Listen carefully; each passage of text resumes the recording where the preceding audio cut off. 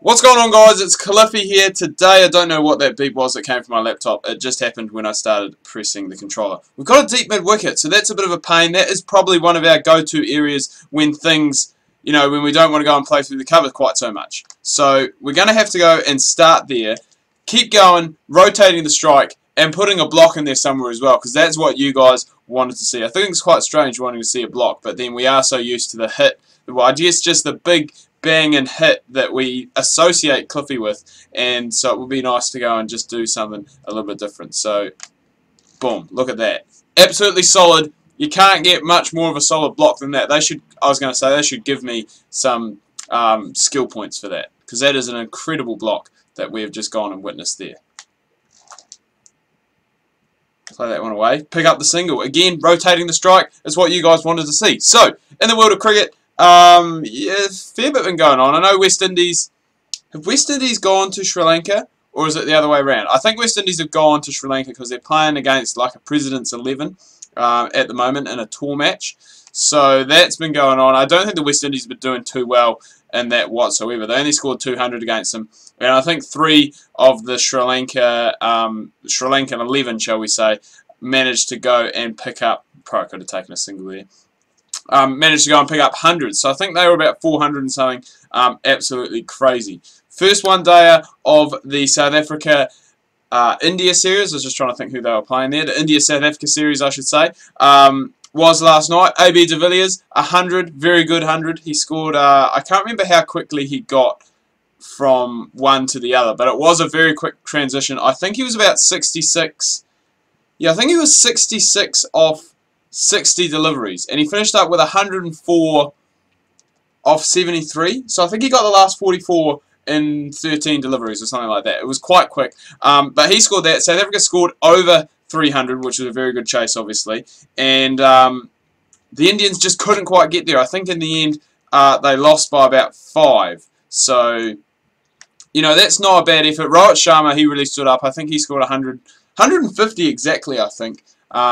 So I guess that will go and probably put some of the haters, just shut them up for a while. Because Rohit Sharma's a guy that, I quite like him. I like watching him bat. When he's in full flight, he's probably one of the best batsmen in world cricket at the moment to watch, just with his array of shots. He showed that in the first T20 that the two teams played. He's just, it's just one of those guys who, if he goes and gets into full flight, that he is just a joy to watch. Oh, they don't even... Why was I not trying to play more balls there in the first place? They don't even have a deep fine leg. Very strange. But I should have picked that up because I got a long on and a wide on. Wide off, sorry. So basically anything in that area, anything on the pads is finger licking good. And it's just, what am I saying? Finger licking good. And it's going to be hit away to the boundary. And this is a good start that we've got off to. Obviously, not chasing the biggest total in the world today. Quite strange, because normally we are a team that will go and set a total rather than going and chasing it. But today, doing pretty well. I think we're only chasing less than 250, and we've already got that net run rate, that required run rate. I always get those two mixed up. We've already got that down below 5, so that's very promising. Only at the end of the second over as well, so...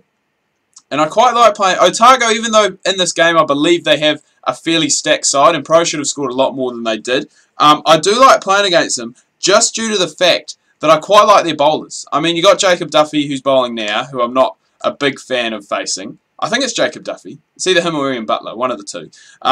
But yeah, Nick Beard and Nathan McCullum, so the spin twins, quite like playing against them. And Wagner's in there too, as I said, Butler. So it is quite a nice side to go and play against. That's a nice shot. I don't think it's quite going to have enough to get to the fence. It's not. We're going to... Oh my goodness.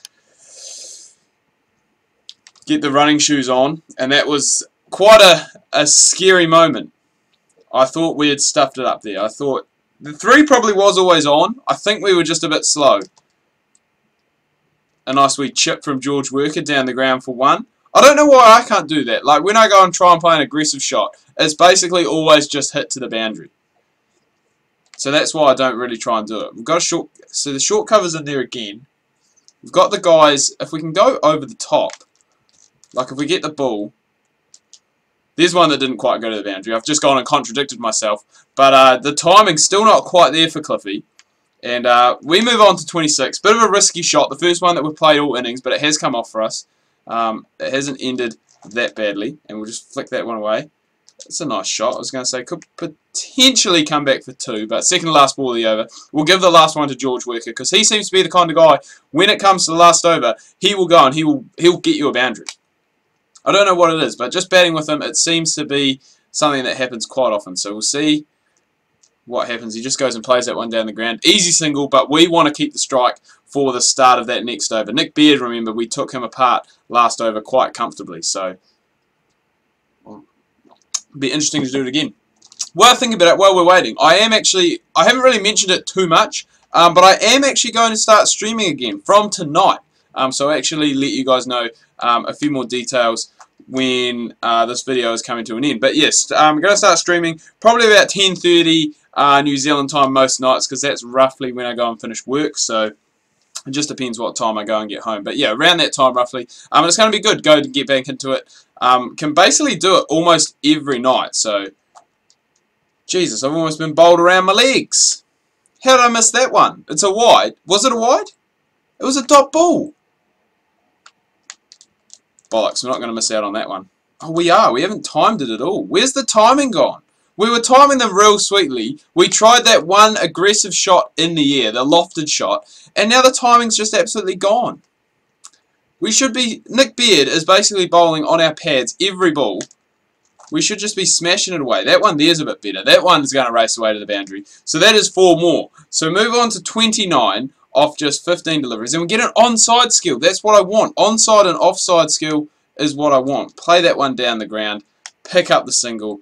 Give George Worker the last ball of the over. See what he can do with it. I've talked him up last time. Can he do it this time? That is the question that we are going to have to wait and see. I can't even remember when I started this recording. Can't even remember.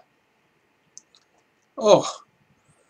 He's gone for the big one. He's looking for the boundary ball off the last ball. Even though we've had a fairly good over, he's just going and just looking for it. Which probably isn't the smartest thing to do, because we're off to a good start. We're going at 9 runs and over. Oh, and just as I say that, just as I say it's not the smartest thing to do, I go and try and play this big lofted drive over cover when our timing's still not quite there. We've got hardly any confidence, actually, which is quite strange. Because normally confidence for us does go up quite quickly. That's a good shot. At the top of the bounce, fielder can't get there, and it will be 4, playing through one of those favoured areas in the cover. And we now have a change... No, for some reason I thought we had a change of angle.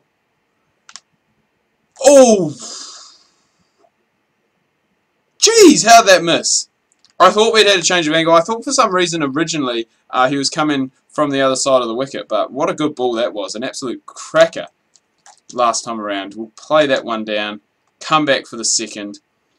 And see, this is the thing, like, we're not chasing a big total, and if I can go and stick in for, 7-8 overs towards the start, we are going to be in a very good position. The required run rate has come down. I almost said net run rate there, but I'm trying to get better at that. The required run rate has come down considerably already. That's probably timed well enough to go all the way to the fence. It has, and we've moved on to 40 just like that. And it is pretty, like, it's, I wouldn't say it's easy, but we're going about it in a good way.